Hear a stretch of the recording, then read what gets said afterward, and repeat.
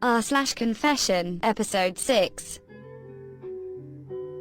I broke my phone while being on a trip with my class and got it replaced by my school.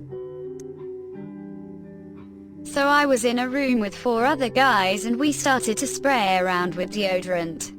One guy spared a whole bottle on me and it went in my eyes. I took a shower, put my phone in the sink and let it sit there for a few minutes and put it in rice afterwards to make it look like I tried to fix it. A few days after, I got a new phone from my school. And I'm pretty sure that I could have gotten a flagship phone because they asked me what phone it was. The guy didn't have to pay anything, so I don't regret doing it. In high school, I plagiarized a paper from the internet and submitted it via Turnitin. I used a thesaurus on every word, and outside of direct quotations from sources, it was 0% copied. I always wondered how much they paid for that bullshit anti-plagiarism software. By the way, I got a 94 on the paper. I endangered a father and his family all because they pulled out in front of me. Driving along, clearing my head, and I saw a man waiting an off-ramp stop sign.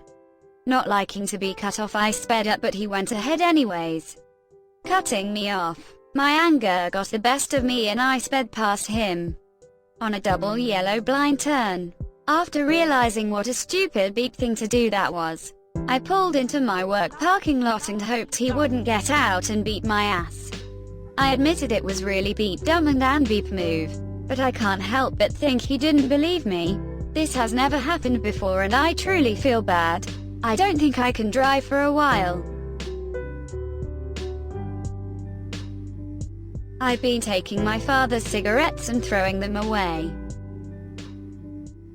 I'm kind of long-winded, so there's a TLDR at the end. I, 23F, recently moved to a different state to live with my father. My parents are long divorced. He is on disability due to Parkinson's disease, and also has had bouts with both kidney and prostate cancer. The kidney cancer is in remission, and he just finished a 6-week round of radiation treatments for the prostate cancer. These health issues have made him physically very weak and he requires help for certain daily tasks, such as cooking meals, but he still has a car and drives short distances around town. Within the next 2 or 3 years, he will likely need to be in some type of assisted living place. My father is approaching his 61st birthday and has been a regular smoker since the age of 14. The only time in his life that he quit smoking was when he was homeless for a brief period and had no money for cigarettes. My mom, my 2 brothers, and I have all made efforts to get him to stop smoking. He just won't make the effort to help himself. His usual response is something along the lines of, "I know it's bad for me, but I've been doing it for so long that I can't quit." He won't try nicotine patches, vaping, or any other cigarette or alternative. I do not smoke and never have. For about a month now, I've been occasionally swiping his packs of cigarettes when I find them around the house and throwing them away. There's an alley behind our house with a dumpster that I take them to so he doesn't see them in our trash bin. I do this once a week at most and so far he hasn't gotten suspicious. He just thinks he's lost his cigarettes.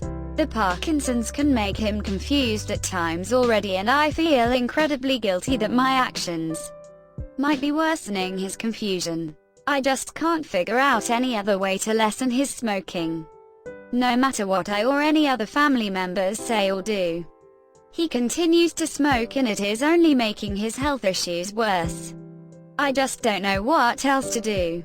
TL. Doctor, my father has Parkinson's in 2 types of cancer, but continues to regularly smoke cigarettes and won't make any efforts to quit. So I've been throwing away his cigarettes and I feel guilty. Props to anyone who read this whole thing. Confessing feels good.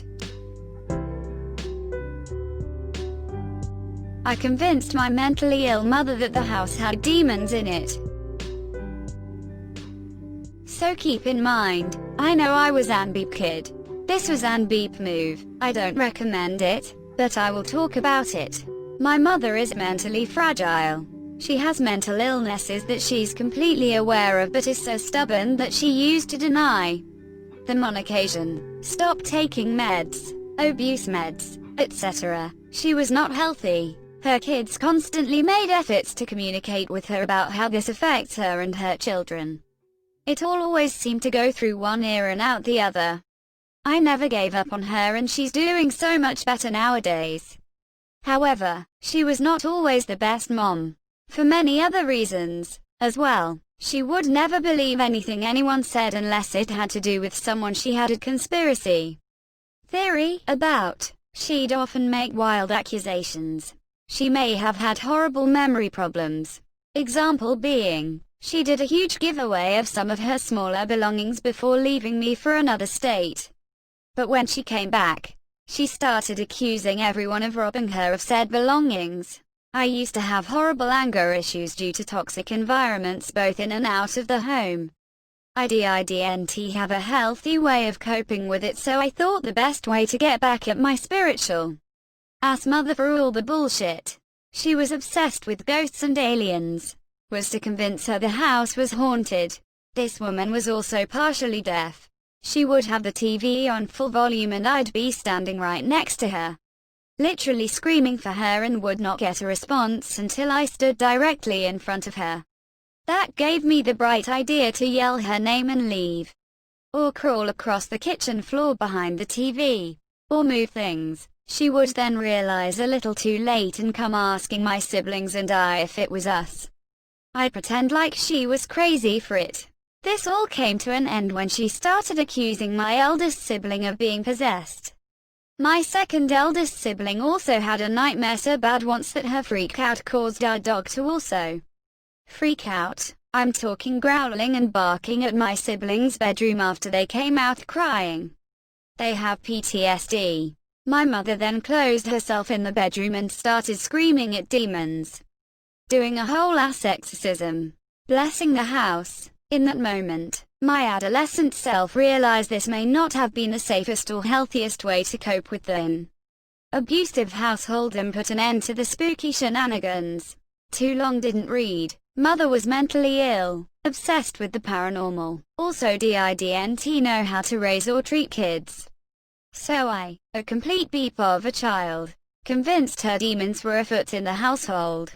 Thanks for watching. Like and subscribe for more Reddit content.